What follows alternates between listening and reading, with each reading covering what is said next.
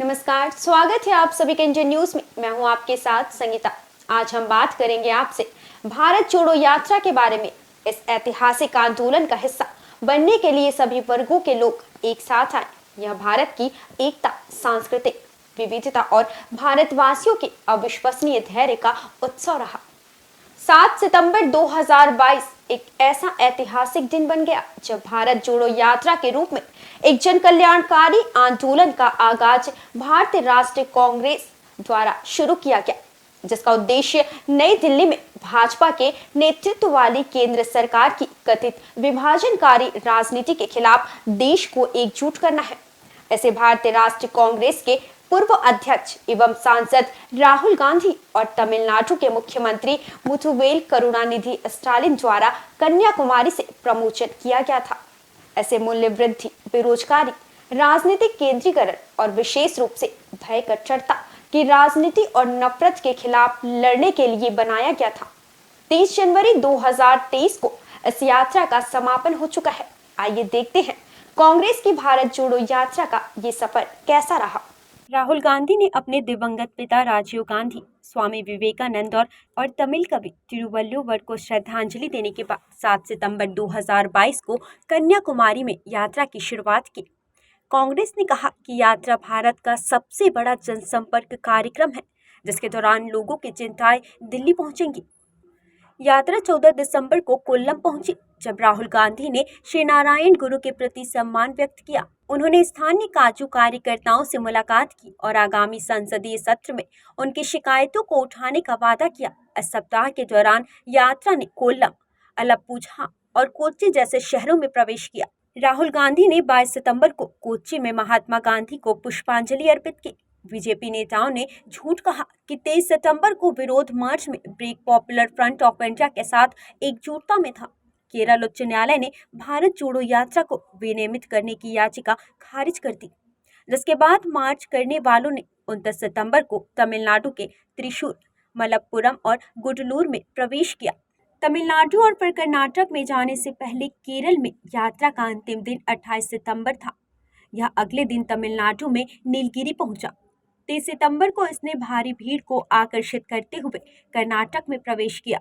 Police ने पेसीएम अभियान पर नकेल कसना शुरू किया। राहुल गांधी ने गांधी जयंती के अवसर पर महात्मा गांधी को पुष्पांजलि अर्पित की। उन्होंने कर्नाटक में कोविड-19 महामारी से निपटने को लेकर भाजपा पर भी निशाना साधा। यात्रा ने 4 अक्टूबर को मांड्या में विराम लिया। सोनिया गांधी के अस्वस्थ होने के बावजूद 6 अक्टूबर को राहुल गांधी ने यह यात्रा की। दिवंगत पत्रकार गौरी लंकेश का परिवार भारत जोड़ो यात्रा में शामिल हुआ, क्योंकि इसने सड़क पर 30 दिन पूरे किए। यात्रा को तुमकुरू जिले में स्थानीय जनता से प्रभावशाली प्रतिक्रिया मिली।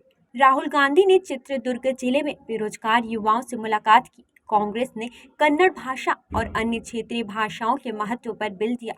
यात्रा ने 14 अक्टूबर को आंध्र प्रदेश के अनंतपुर जिले में प्रवेश किया, जहां भीड़ खींची चली आई। 21 अक्टूबर को कर्नाटक लौटने से पहले यात्रा ने 18 अक्टूबर को कुर्नूल जिले के माध्यम से आंध्र प्रदेश में फिर से प्रवेश किया। यात्रा ने 23 अक्टूबर को तेलंगाना में प्रवेश किया। उसके बाद 3 दिवसीय दिवाली अवकाश हुआ। दिवाली के अवकाश के बाद 27 अक्टूबर को तेलंगाना में यात्रा फिर से शुरू हुई, जिसमें भारी भीड़ उमड़ी। यह महबूबनगर, नारायणपेट, संगारेड्डी और रंगारेड्डी जैसे कई प्रमुख जिलों से होकर गुजरी। अक्टूबर 2022 को राहुल गांधी के साथ टॉलीवुड अभिनेत्री पूनम कौर भी शामिल हुए। तब मार्च करने वालों ने महबूबनगर जिले के एक कस्बे जगचेरला का रुख किया।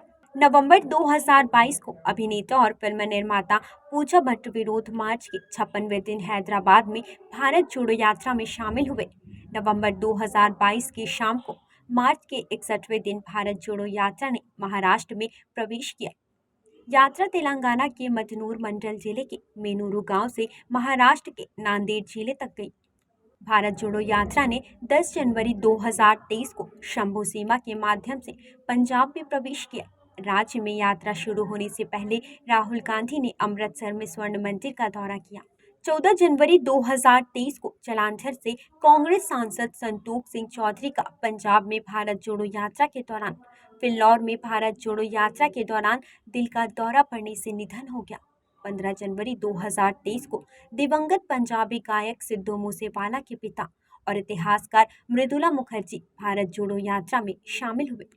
18 जनवरी 2023 को भारत जोड़ो यात्रा ने हिमाचल प्रदेश में प्रवेश किया और राज्य में 24 किलोमीटर की यात्रा की।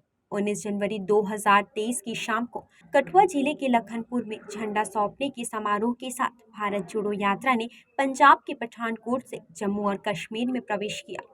नेशनल कॉन्फ्रेंस के अध्यक्ष और सांसद फारूक अब्दुल्ला ने भी राहुल गांधी की तुलना आदि शंकराचार्य से की और कहा कि शंकराचार्य पहले व्यक्ति थे जिन्होंने कन्याकुमारी से कश्मीर तक दिग्विजय यात्रा की और इसी तरह राहुल गांधी फिर से ऐसा कर रहे हैं। 20 जनवरी 2023 को परमवीर चक्र प्राप्तकर्ता कैप्टन वाना सिंह जम्मू और कश्मीर में भारत जोड़ो यात्रा में शामिल हुए।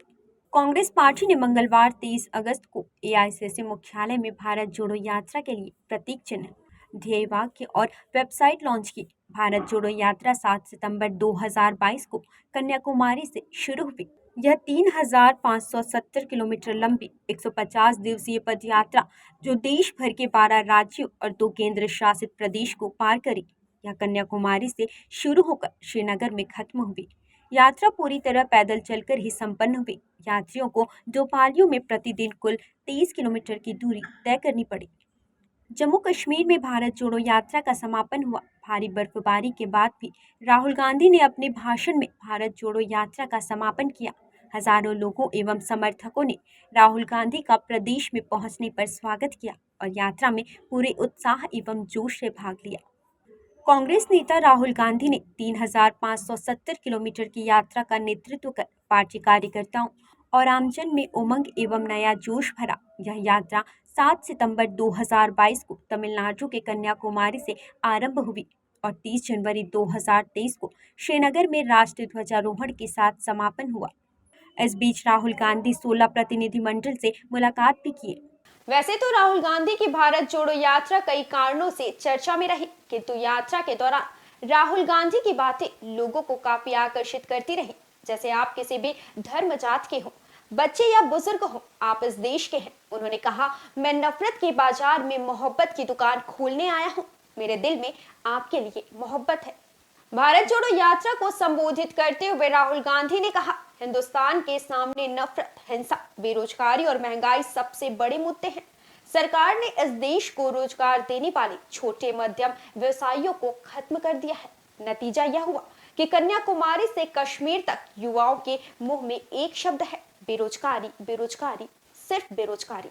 राहुल गांधी ने आरोप लगाया कि यह भाजपा और आरएसएस की पॉलिसी का नतीजा है। भारत के गरीब लोगों और युवाओं के अधिकारों पर हमला हो रहा है, किसानों पर आक्रमण हो रहा है। पूरा फायदा 2-3 अरबपतियों को दिया जा रहा है।